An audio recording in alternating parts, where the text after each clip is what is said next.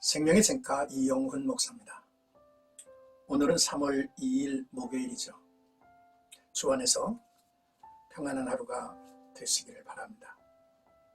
sem가에서는 레위기서를 묵상하는데 오늘 두 번째 시간이죠. 소재에 대한 주제입니다.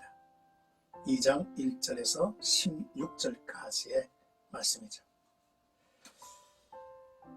본장은 소재에 관한 교훈이죠.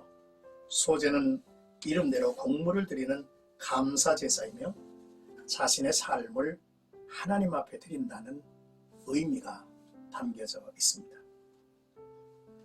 소재는 윗사람의 주권을 인정하고 그에게 충성을 맹세하는 의미가 강하게 내포되어 있는 제사라고도 볼 수 있죠.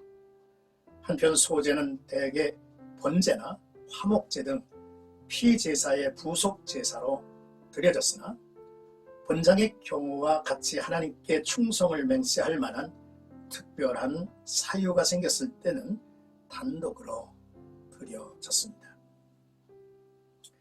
레위기의 5대 제사 중 첫 번째로 번제를 우리가 이제 나눴죠. 그리고 다음으로 소제가 언급된 것입니다. 제사자가 번제로 자신을 희생제물로 온전히 드린 것이라면 이어서 소제로는 하나님께 자신의 삶을 거룩하고 온전히 드리겠다는 신앙적 의미를 지닌 제사입니다. 소제는 구약의 제사 중에 유일하게 짐승을 잡지 않고 짐승의 피를 뿌리지 않습니다.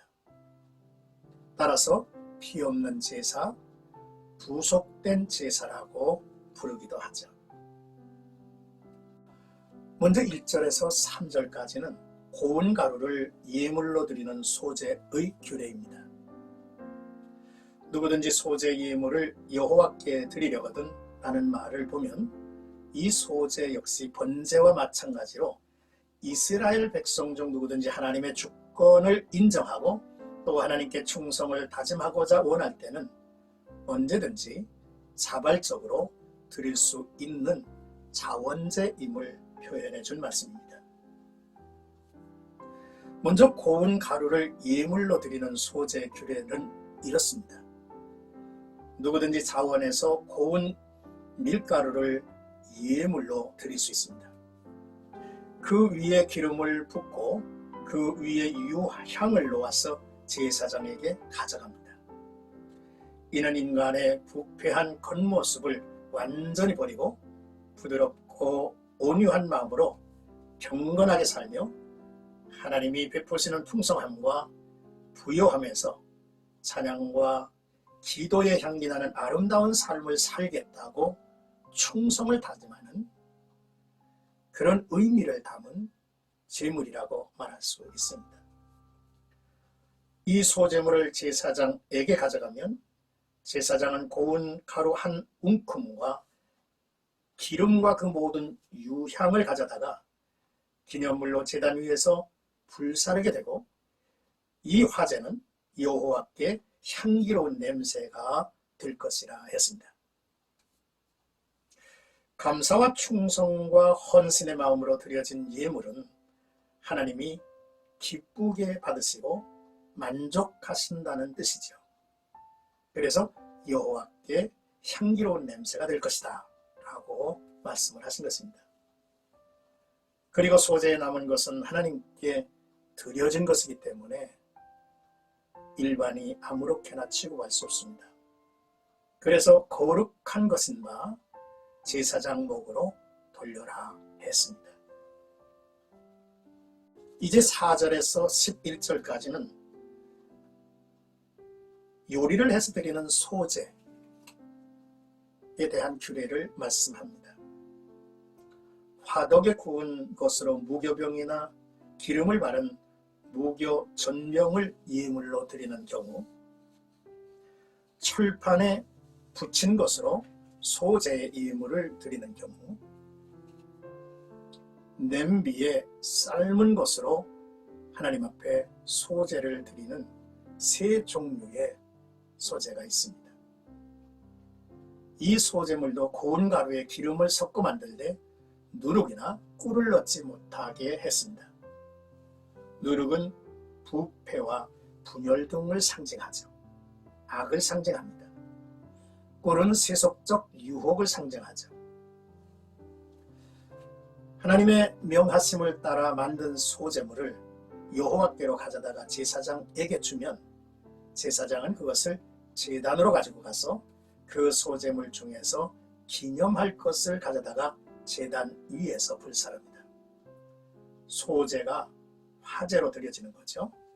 여호와께 향기로운 냄새라 하나님이 기뻐 연락하시는 제사가 될 것이다 라고 말씀을 하는 것입니다. 앞서 요리하지 아니하고 가루를 들인 경우와 같이 이 소재도 남은 것은 여호와의 화제물로서 남은 것은 지극히 거룩한 것이라고 말씀을 하면서 아론과 그의 아들들에게 돌려라 말씀을 하셨습니다. 이제 12절에서 16절까지는 처음 익은 것으로 드리는 소재에 대한 이야기입니다. 일반 소재 예물로는 금지된 누룩이나 꿀, 이것도 첫 이삭으로 하나님 앞에 드려질 때는 소재로 가능합니다.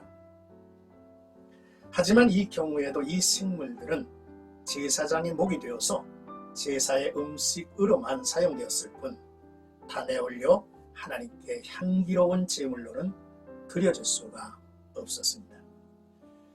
향기로운 냄새로는 올리지 말라 했죠. 누룩이나 꿀은 불에 닿으면 발효하여 그 원래의 성격이 변질되는 특성을 가지고 있기 때문입니다. 때문에 거룩하고 영원히 변함없으신 하나님을 위해 제단에는 드려질 수가 없었습니다. 모든 소재물에 소금을 치라 언약의 소금을 빼지 못한다 하셨습니다.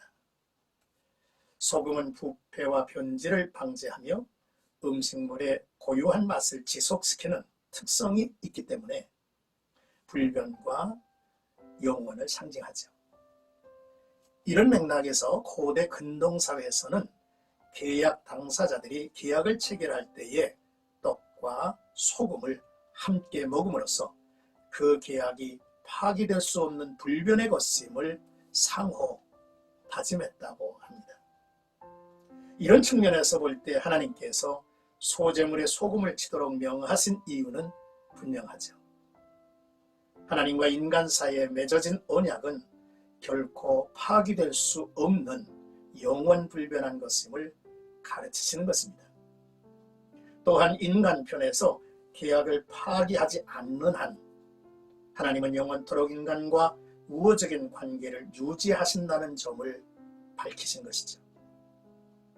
이처럼 소금의 속성을 근거해서 영원히 변치 않는 언약을 가리켜 성경은 소금 언약이라 칭하고 있습니다. 그리고 첫 이삭의 소재를 드릴 때에 그 위에 기름을 붓고 유향을 더할지니 이는 소재가 될 것인데 제사장은 찌은 곡식과 기름을 모든 유향과 함께 기념물로 불사를 지니 이는 여호와께 드리는 화제라 말씀을 하셨습니다. 사랑하는 생각가족 여러분, 우리는 레위기서 1장을 통해서 번제와 오늘 2장을 통해서 소제를 함께 묵상했습니다. 하나님 앞에 드리는 이 소제의 말씀을 통해서 우리가 발견하는 영적 그런 교훈과 또한 의미를 찾아볼 수가 있죠. 소제는 나의 삶의 모든 것을 드리는 그러한 예배요, 또한 제사가 분명합니다. 고운 가루로 하나님 앞에 드리려 했는데 이 고운 가루는 변화된 성품을 의미하고 또 기름을 붓도록 했는데 기름은 성령님과 풍요로운 삶을 말씀을 하고 또 유향을 그 위에 두라고 했는데 유향은 바로 성도들의 기도를 의미하죠. 또 또한 소금을 치라 했는데 이 소금은 불변성을 의미하고, 그리고 무교병은 순수함을 지니며 성결한 삶을 살고 누룩과 같은 부패, 꿀과 같은 유혹에서 성결된 삶을 살겠다고 하는 그러한 다짐과 서원이 담겨져 있는, 약속이 담겨져 있는 예배와 제사임을 우리는 깨닫습니다.